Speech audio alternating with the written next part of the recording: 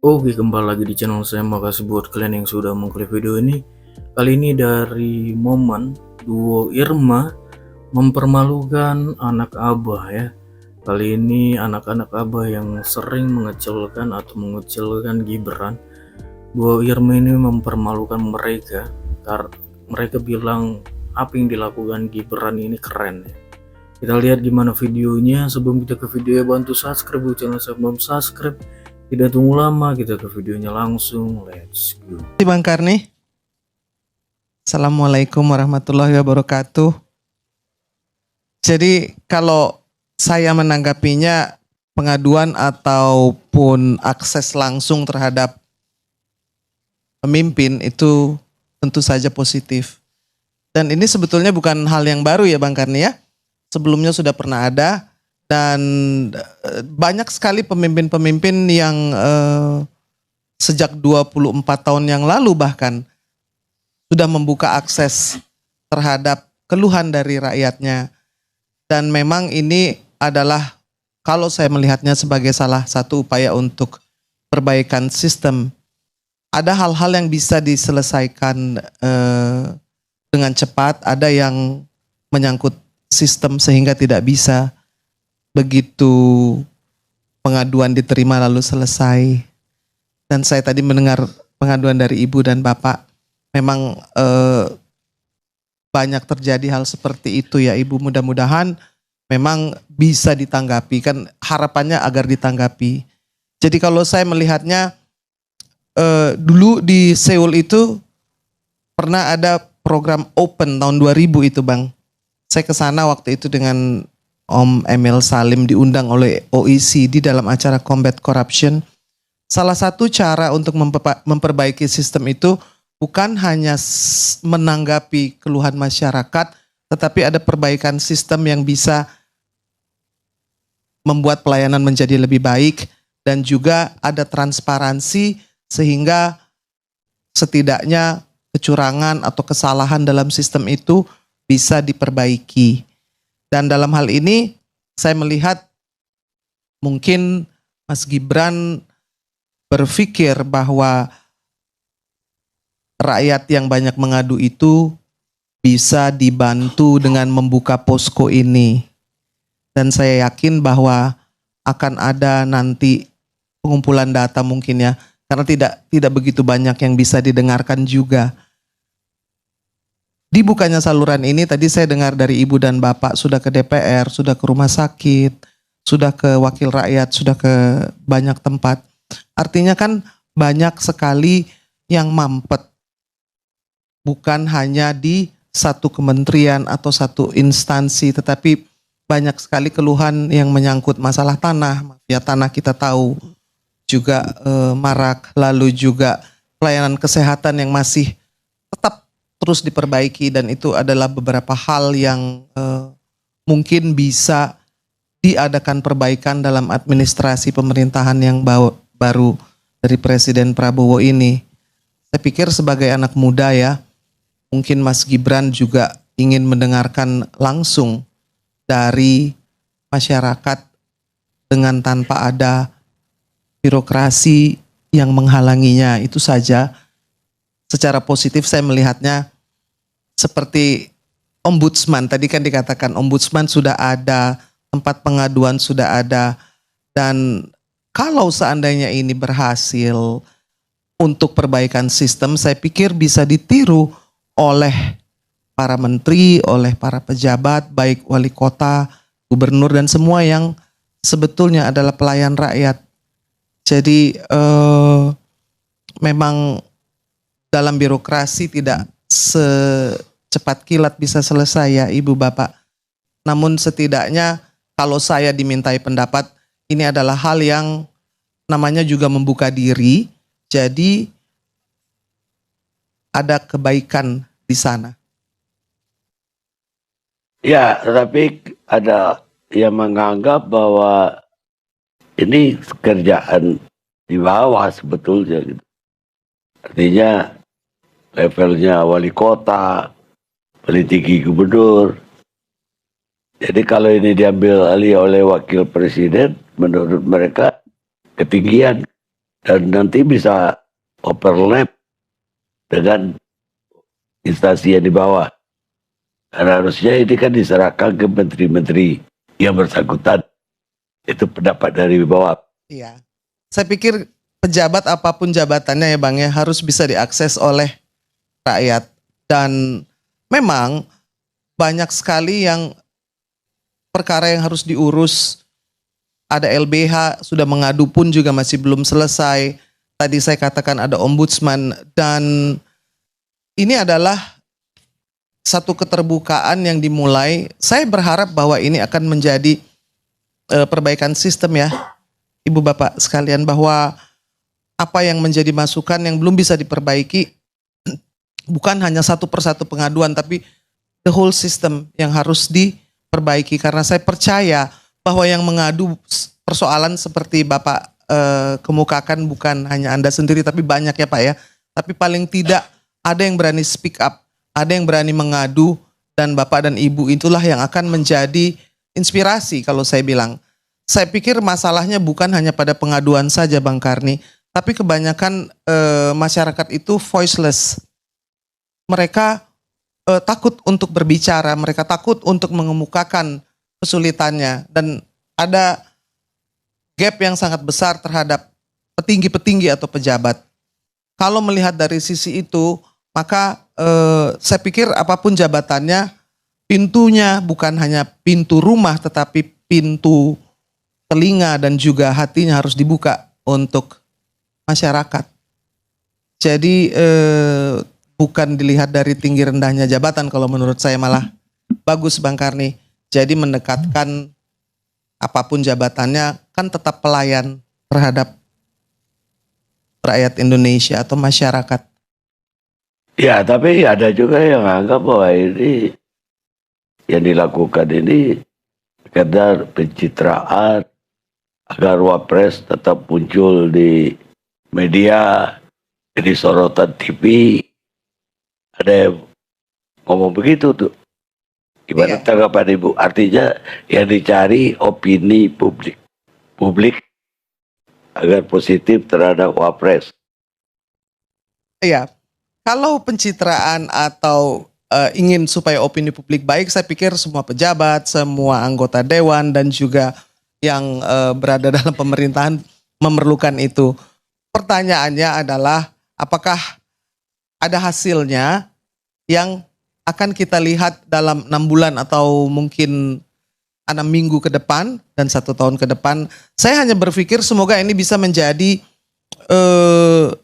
seperti bank data dari masalah-masalah yang selama ini tidak berani dikemukakan, akhirnya menjadi terbuka. Karena di mana-mana juga sudah ada pengaduan. Kalau saya nggak salah, setiap instansi rumah sakit maupun instansi-instansi yang lain juga memiliki pos pengaduan ya. Namun mungkin tidak mendapat perhatian. Nah ini kan juga menjadi masalah. Artinya harus dari atas, harus bottoms up. Harusnya bottoms up ya, tapi kan ini enggak, harus top to bottom.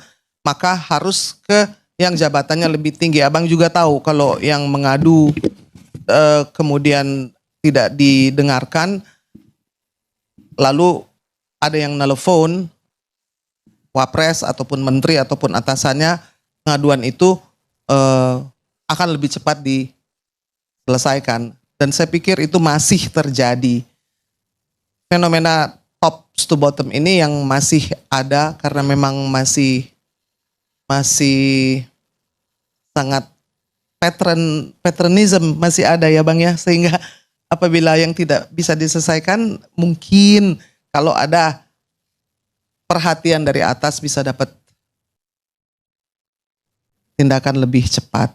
Jadi saya bilang bahwa sebetulnya saya melihatnya lebih luas lagi gitu loh Bang. Ini to listen to the people who wants to speak, yang selama ini tidak sempat didengarkan. Iya kan Bang? Berani speak up mereka setidaknya. Berani bicara di ILC, berani datang jauh-jauh. Saya kagum dan saya salut dengan Bapak dan Ibu. Harusnya semua orang bisa bersuara seperti itu. Karena kalau satu tidak didengar, dua lebih keras lagi, 3 lebih banyak lagi, dan saya pikir lebih banyak orang yang berbicara, lebih terbuka dan lebih banyak transparansi, kita bisa memperbaiki banyak sistem di negeri ini. Terima kasih. Assalamualaikum warahmatullahi wabarakatuh. Waalaikumsalam.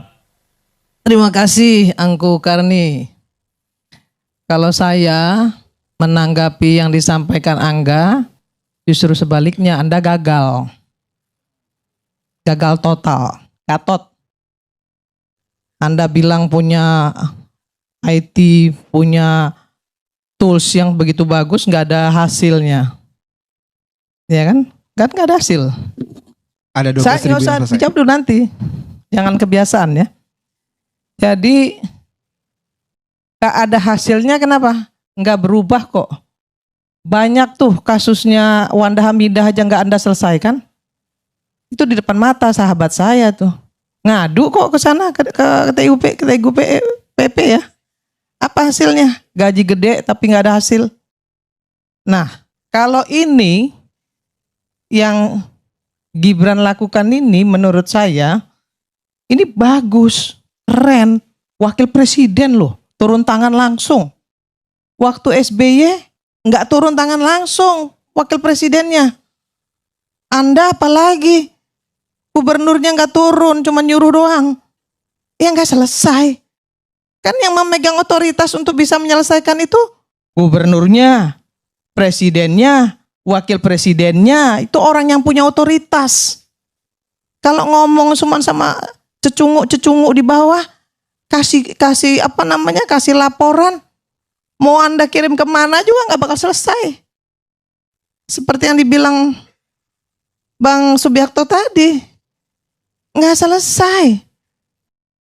Jadi Anda nggak bisa bilang bahwa mundur ke belakang, ini maju ke depan. Wakil presiden, ya, wakil presiden ngerjain ginian itu luar biasa.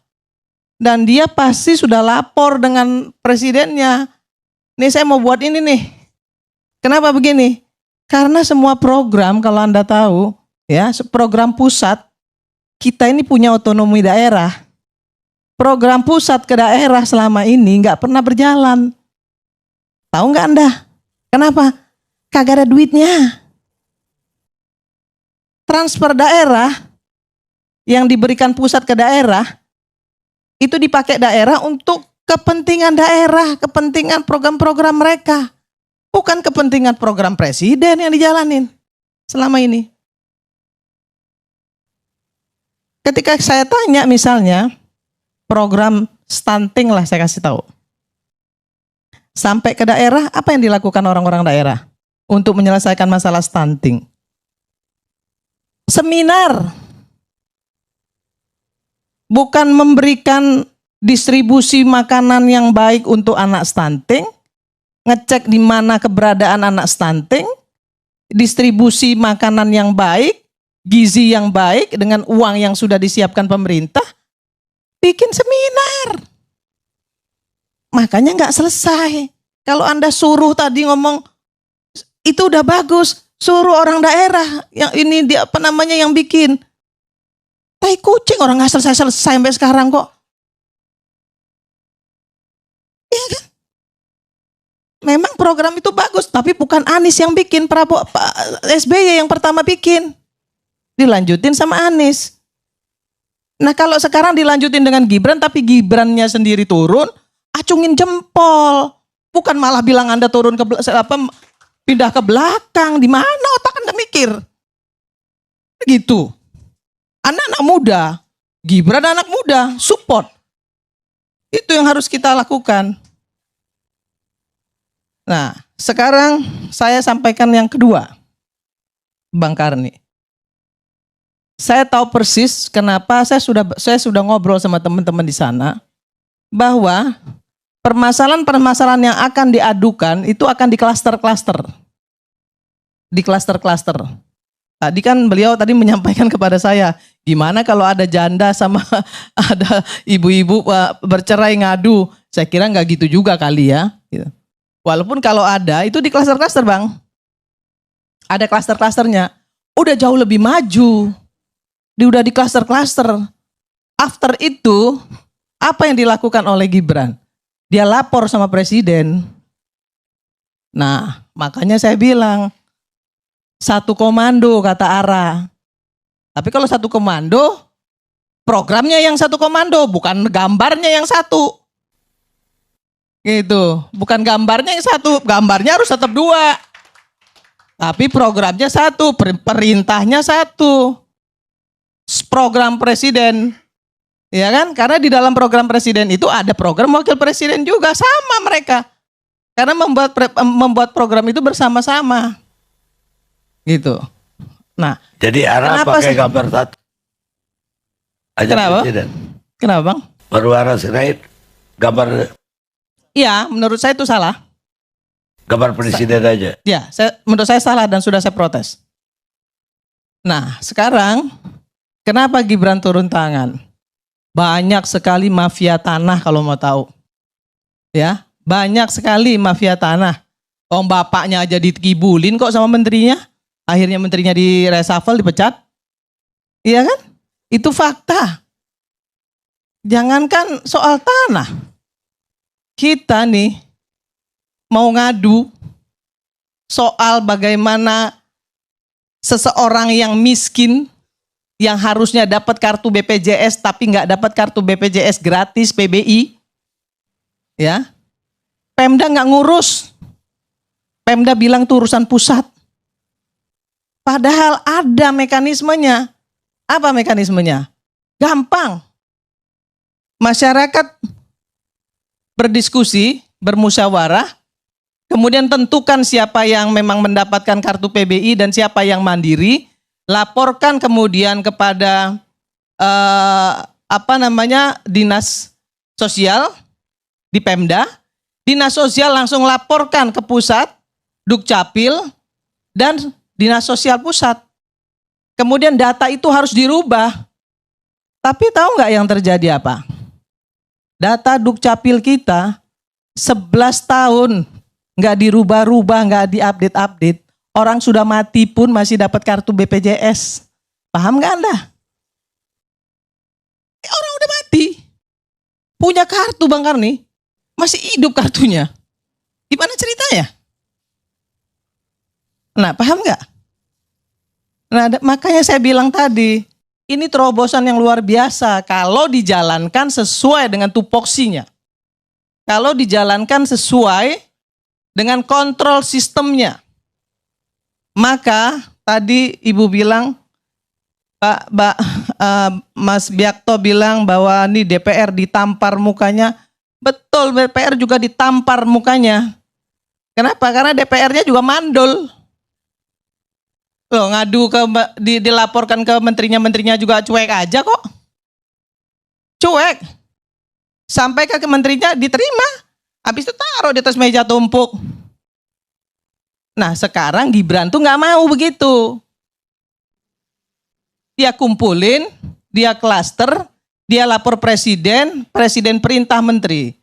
Pak Prabowo kan bilang, siapa yang nggak menjalankan program saya, silakan minggir, nggak perlu harus saya pinggirkan.